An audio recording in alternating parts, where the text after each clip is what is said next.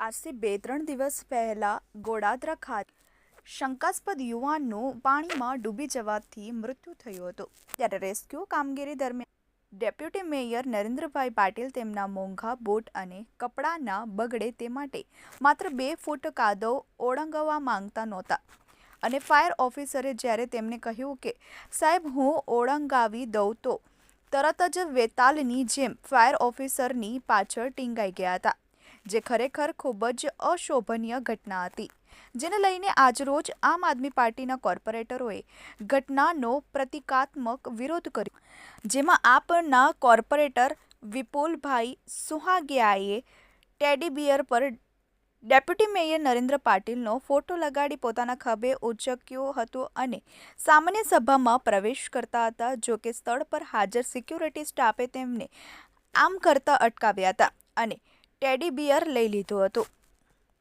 Chetan બુંદલા, TV18 news, Surat.